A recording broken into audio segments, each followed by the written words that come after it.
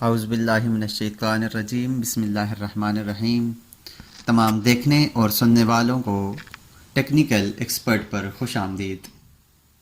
Dear students, अगर आप हमारे इस चैनल पर पहली बार तशरीफ़ लाए हैं तो आपसे गुजारिश है हमारे इस चैनल को सब्सक्राइब कर लें और इसे अपने दोस्तों के साथ भी शेयर करें ताकि हमारी हौसला अफजाई होती रहे। डियर स्टूडेंट्स, आज की इस क्लास में हम पढ़ेंगे 3D मूव के बारे में, उसके बाद 3D रोटेट और उसके बाद 3D अलाइन के बारे में कि ये कमांड्स क्या काम करती हैं और इनको कैसे यूज़ किया जाता है। सबसे पहले हम बढ़ते हैं 3D मूव के बारे की तरफ। 3D मूव के लिए हम यहाँ से 3D मूव को लेते हैं। मूव की कमांड जिस तरह हमने 2D में यूज़ की थी, अब ये कमांड सेम उसी तरह इस्तेमाल होगी, लेकिन ये 3D के ऑब्जेक्ट को मूव करने में और जो हमारे पास एक्स वाई की डायरेक्शन होती है उस डायरेक्शन में मूव करने के लिए हम इसको यूज़ करते हैं। मैं यहाँ से 3D मूव की कमांड लेता हूँ और अपने ऑब्जेक्ट को सिलेक्ट करता हूँ। सिलेक्ट करने के बाद राइट बटन क्लिक करता हूँ तो अब आप देखें तो कहता है स्पेसिफाई बेस पॉइंट। कोई बेस पॉइंट दे, मैं ये बेस पॉइंट दे देता हूँ या ये बेस पॉइंट देता हूँ, साथ साथ इसका जो यूसीएस है वो भी अब वहां पर जाकर कनेक्ट हो जाएगा जिस जगह मैं उसको बेस पॉइंट दूंगा। मिसाल के तौर पर मैं यहां पर उसको बेस पॉइंट देता हूं तो अब देखिए हमारे पास ये इसका जो यूसीएस है वो यहां पर आकर इसके साथ जुड़ गया है। अगर मैं आर्थो को ऑन कर लूं और अब आप देखें तो हमारे पास जो ऑब्जेक्ट मूव हो रहा है वो बिल्कुल अपने एक्स के डायरेक्शन में हो रहा है, वाई के डायरेक्शन में हो रहा है। अगर मैं इसको एक्स के डायरेक्शन में मूव करना चाहें तो अब देखें यहाँ पर इस डायरेक्शन में मूव हो रहा है। अगर इसको मैं वाई की डायरेक्शन में मूव करना चाहूँ तो उसके लिए मैं इस तरह से यहाँ पर वाई के ऊपर क्लिक करूंगा और अब देखें तो हमारे पास ये वाई की तरफ मूव हो रहा है। जिस तरफ हमने मूव करना है उसको वहां पर उस साइड पर क्लिक करें तो हमारे पास उस साइड पर मूव होके चला जाता है। तो इस तरह से हम अपने किसी भी ऑब्जेक्ट को अपनी जगह से ऊपर या नीचे मूव कर सकते हैं। जैसे अब आप देखें हमने थोड़ा सा मूव किया, मैंने क्लिक किया है तो ये अपने सरफेस से थोड़ा सा उठा हुआ है। एक दफ़ा फिर मूव की कमांड को चेक कर लेते हैं। मैं यहाँ से मूव की कमांड लेता हूँ और मूव कमांड लेने के बाद ऑब्जेक्ट को सिलेक्ट करूंगा और सिलेक्ट करने के बाद राइट बटन क्लिक करूंगा और राइट बटन क्लिक करने के बाद मैं यहाँ पर इसको मिड पॉइंट दूंगा। ये मैंने इसको बेस पॉइंट दे दिया। बेस पॉइंट देने के बाद अब अगर मैं इसको वाई की तरफ कर देता हूं तो आप देखिए हमारे पास ये वाई की तरफ मूव हो रहा है। अगर मैं इसको एक्स की तरफ करता हूं जो एक्स की तरफ मूव हो गया। अगर मैं इसको ऊपर जेड की तरफ मूव करूं तो ये जेड की तरफ मूव होता है। इसके अलावा और भी डायरेक्शन में मूव हो रहा है। जैसे मैं आर्थो को ऑफ किया हुआ है तो ये हमारे पास किसी भी डायरेक्शन में हम इसको मूव करना चाहें तो हम मूव कर सकते हैं। अगर हम आर्थो को ऑन कर लें तो फिर ये क्या करेगा, सिर्फ y और x में। और अगर हम z, अब देखिए ये z के ऊपर मूव नहीं कर रहा। z के ऊपर मूव करने के लिए मैं z की डायरेक्शन के ऊपर क्लिक करूंगा, उसके बाद अब ये z के ऊपर हमारे पास मूव होगा, हम जहां पर भी इसको मूव करना चाहें। तो इस तरह से स्टूडेंट हम मूव की कमांड को यूज करते हैं। उसके बाद हमारे पास जो अगली कमांड है वो है हमारे पास 3D रोटेट की। हम अपने ऑब्जेक्ट को x पर भी, y पर भी और z पर भी किसी भी डायरेक्शन में हम इसको रोटेट कर सकते हैं। उसके लिए मैं यहाँ से रोटेट की कमांड लेता हूँ तो अब हमारे पास ऑब्जेक्ट को मैं सिलेक्ट करता हूँ, जिस ऑब्जेक्ट को हमने रोटेट करना है उसके ऊपर सिलेक्ट करूंगा और राइट बटन क्लिक करूंगा तो अब देखिए हमारे पास रोटेट गैज़मो आ गया है। इसके ऊपर हम कहीं पर भी इसको रख लेंगे। मिसाल के तौर पर मैं इसको इसी पॉइंट के ऊपर रख लेता हूं।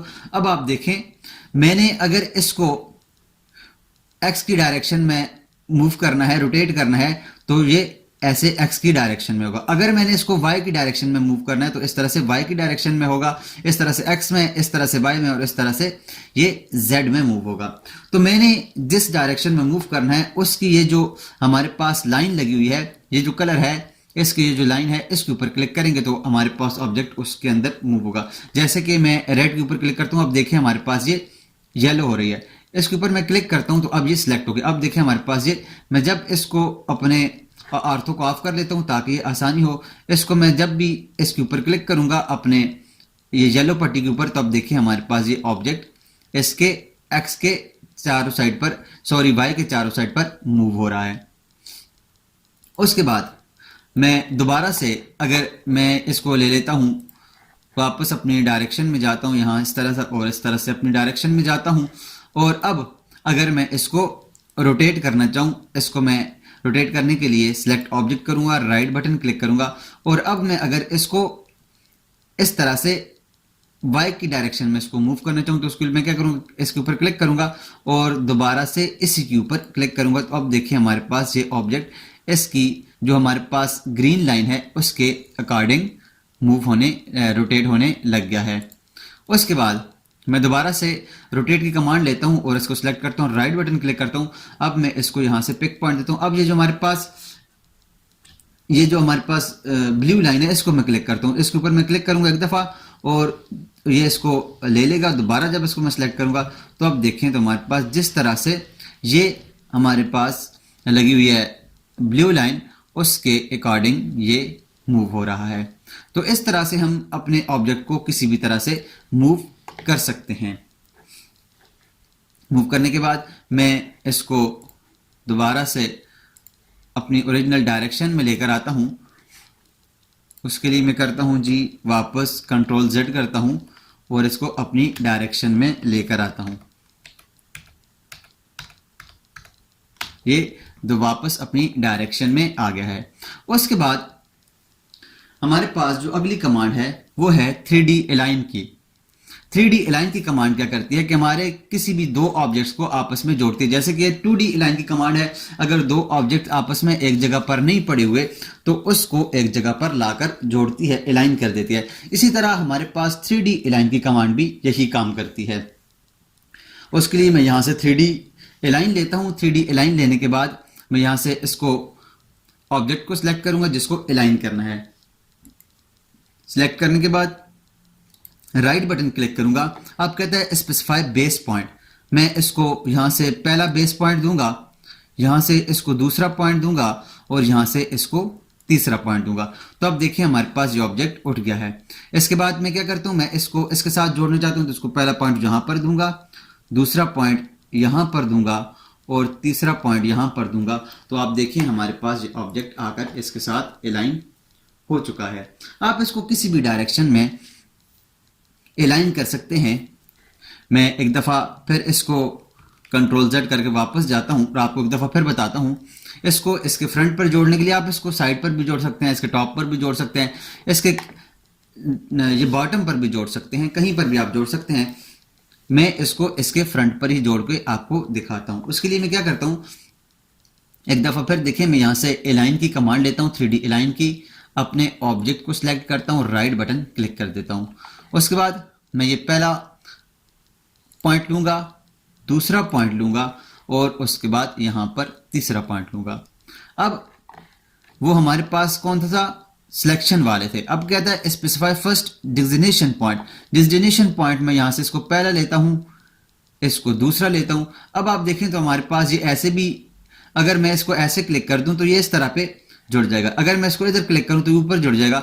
अगर मैं इसको इस तरह से क्लिक करता हूं तो ये देखें आकर इधर जुड़ गया है। अगर मैं किसी और जगह पर क्लिक करूं तो किसी और साइड पर हम इसको मूव करके वहां पर क्लिक करें तो उस साइड जाकर जुड़ सकता है। तो इस तरह से हम 3D अलाइन की कमांड को यूज करते हैं। उम्मीद करता हूं कि आपको अब 3D मूव के बारे में, 3D रोटेट के बारे में और 3D अलाइन के बारे में समझ आ गई होगी और आप अब इसके ऊपर काम कर सकेंगे।